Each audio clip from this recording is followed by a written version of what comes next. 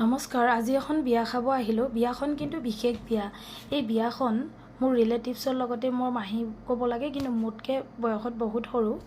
লগতে তাই এজনী ভাল লেখত ল'বলগীয়া নামী উকিল হয়।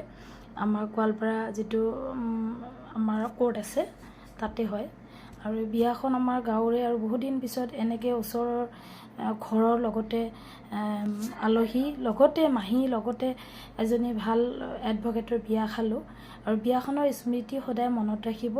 বিয়াখনৰ যিখিনি ডেক'ৰেশ্যন, মণ্ডপৰ পৰা আদি কৰি কইনা বহা ঠাইখিনি ডেক'ৰেশ্যন অত্যন্তই ধুনীয়া হৈছে। সকলোৱে নকৈ নোৱাৰিছে, সকলোৱে শলাগ লৈছে। আৰু কইনাজনীৰ লুকছটো চাওক না, ইমান ধুনীয়া হৈছে। মানে এনেও তাই ধুনীয়া আৰু সাধাৰণ চিম্পুল তাইৰ যিটো ষ্টাইল, কিন্তু দেখিবলৈ আজি বহুতেই ধুনীয়া হৈছে। আৰু অকণমান বিয়া হ'ব মনত দুখ লাগিছে।